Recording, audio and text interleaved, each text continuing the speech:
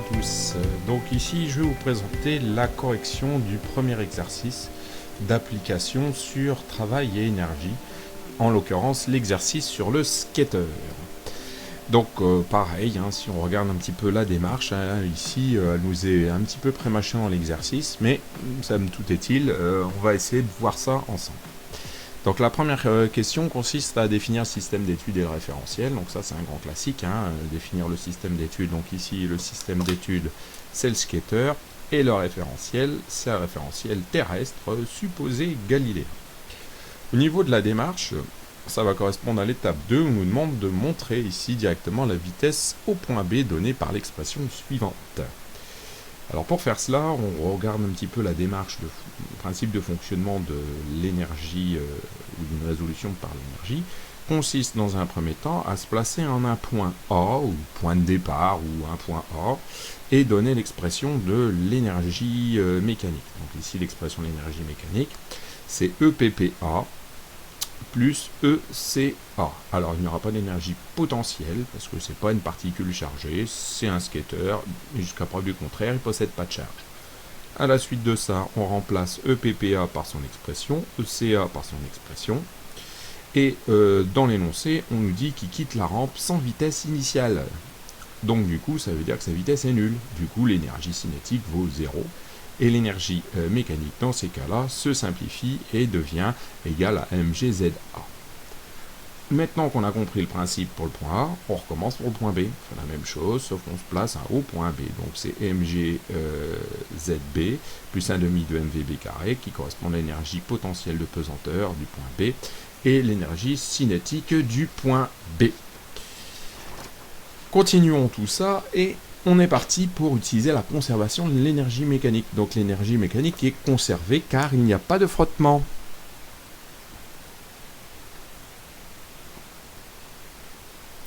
Important de préciser cette notion qui justifie la conservation de l'énergie mécanique. Donc ça veut dire que l'énergie mécanique du point A et du point B sont une constante. Du coup, ce que je vais faire, c'est que je remplace ces deux énergies par les expressions de la page d'avant. Je remplace, je simplifie les masses, et j'arrive à cette expression-ci. Donc à partir de maintenant, là, je vais commencer à faire des maths, bricolage de maths. Toute cette étape-ci correspond à un bricolage de maths afin d'arriver à la formule souhaitée par la question. Donc l'étape d'après consiste à faire passer mgzb de l'autre côté, étant donné que je veux isoler vb carré. Une fois que c'est fait, je vais voir que g est commun aux deux, je le mets en facteur. Le facteur 1,5, j'ai tout de suite précisé que ZA moins ZB correspond à H. Donc ZA et ZB, c'est les altitudes. On pourrait le comparer à Y, mais en physique, on appelle ça souvent l'altitude dans le cadre des exercices de mécanique. Voilà, de mécanique sur l'énergie. À la suite de ça, donc, ces altitudes vont me donner la hauteur. Je vais donc faire passer le 1,5 de l'autre côté en le transformant en 2. Et je fais passer, disparaître le carré, on ne fera pas s'arrêter, la racine carrée. Tadam! Dernière question consiste à calculer l'expression de cette vitesse. Donc, je remplace les lettres par les numéros. J'obtiens une valeur de 13 mètres par seconde et je multiplie par 3,6 pour avoir une vitesse en kilomètres par heure. Question numéro 3, on nous demande pour quelle raison la vitesse mesurée au point B n'est pas celle que l'on a obtenue par calcul. C'est parce que l'étude ne tient pas compte des frottements qui font diminuer la vitesse. Alors ça, c'est un très grand classique des exercices de type bac. Pourquoi est-ce que la valeur qu'on obtient ne correspond pas à celle attendue par les calculs? Tout simplement parce qu'il y a des frottements. Donc il y a non-conservation en toute rigueur de l'énergie mécanique. L'étape numéro 4 consiste à reprendre la démarche que l'on vient de voir et de calculer non plus cette fois une vitesse, comme on l'a fait ici, mais de calculer la hauteur ou l'altitude précisément du point C. Donc là je vous laisse quelques minutes pour essayer de le faire. Mettez la vidéo en pause et à partir de là, faites le calcul. C'est à vous de jouer.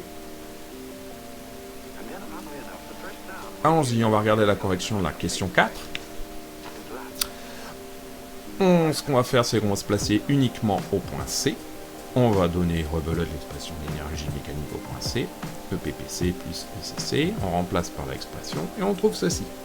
Comme l'énergie mécanique étant conservée, on peut dire qu'on a l'énergie mécanique du point A qui est égale à l'énergie mécanique du point C. Ici, je ne vais pas obligé de refaire la démonstration étant donné que je l'ai faite avant. À partir de là, rebelote, je fais des montagnes de maths et de calculs pour pouvoir trouver l'expression correspondant à l'altitude du point C, donc ZC. Donc on est parti, je simplifie par les masses. J'utilise ensuite, comme je cherche ZC, je vais faire passer 1,5 de MVC carré de l'autre côté. J'isole mon inconnu. Et à partir de là, je divise cette expression-ci par G. Le G qui est ici se simplifie. L'1,5, je le fais passer sous le VC. Et je me retrouve avec 2 VC carré divisé par 2 fois G, correspondant au G que j'ai fait passer de ce côté-là. Je remplace ensuite les lettres par les numéros, les grandeurs par leur valeur numérique, et j'obtiens à la fin une altitude ZC égale à environ 5 mètres, ce qui me paraît à peu près cohérent. Question numéro 5. Question numéro 5, c'est sans calcul, il faut essayer de déterminer l'énergie qu'il y a au point B. Alors ça, c'est une question bien déguisée, qui a pour but de montrer comment l'énergie se répartit au cours du mouvement. Donc ici, l'énergie étant toujours conservée, l'énergie potentielle du point A, qui correspond à l'énergie mécanique du point A, cette énergie se trouve répartie dans 2 énergies au point D. Ces 2 énergies sont lesquelles? L'énergie potentielle du point D et l'énergie cinétique du point D. Donc si A a une valeur nulle, une vitesse nulle, la vitesse en A est nulle, la vitesse en D ne sera pas nulle, mais dépendra de l'altitude. En effet, plus on montera, plus la vitesse du point D sera faible, et inversement. Tout ça fait appel un peu à la notion de logique, mais on doit l'expliquer à travers une démarche énergétique. Donc voilà. Je finirai cette petite correction par reprendre la démarche. La démarche est quelque chose d'important, et on va le revoir ensemble. Donc, la démarche pour résoudre ce type d'exercice consiste à, dans un premier temps, ne pas oublier de préciser le blabla de méca, c'est-à-dire le système d'études, le référentiel, patati patati.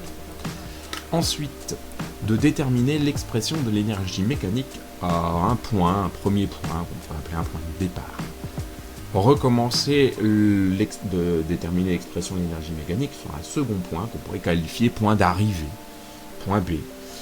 Et après, dire que comme l'énergie mécanique est conservée, les 2 expressions qu'on a trouvées ici et ici sont égales. Si elles sont égales, à la suite de ça, on n'a plus qu'à remplacer, dire que ces 2 énergies sont égales, et à la suite de ça, faire un bricolage de maths pour trouver l'expression qui nous est donnée dans la question. Je tiens à préciser une chose qui pour moi est importante, c'est que toute cette démarche doit se faire de façon littérale. Ce n'est qu'à la fin qu'on remplace les lettres par leur valeur numérique, et surtout pas dès le début, dès la première ou la seconde étape.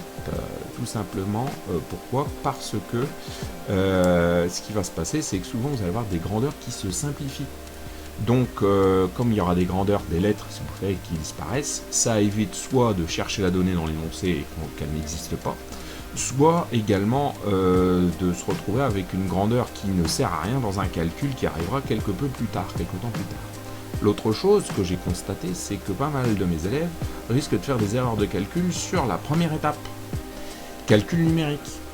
Or, si vous trinquebahutez des lettres, le plus longtemps possible, ces erreurs de calcul vont disparaître parce que souvent, à la fin, et c'est là-dessus que j'arrêterai, on obtient une formule qui est relativement simple. Et on vous demande de trouver cette formule de façon littérale, de formule lettrée, de forme lettrée. Donc du coup, si vous manipulez des chiffres dès la 2e étape, à la fin, pas vous étonner que vous ne trouvez pas l'expression littérale. Donc faites ces étapes-là de façon littérale. Je finirai également par dire que souvent la formule qu'on vous demande est relativement simple. Elle est un petit peu comme celle qu'on vient de voir, racine carrée de 2GH. C'est une expression simple, donc il faut essayer justement d'arriver à une expression littérale simple qui va éviter d'utiliser des données inutiles. Donc voilà, bon, je je continuerai dans la mesure du possible, si ça vous va, à faire des corrections de quelques applications type sous format vidéo. Je vous laisse et bon courage à tous.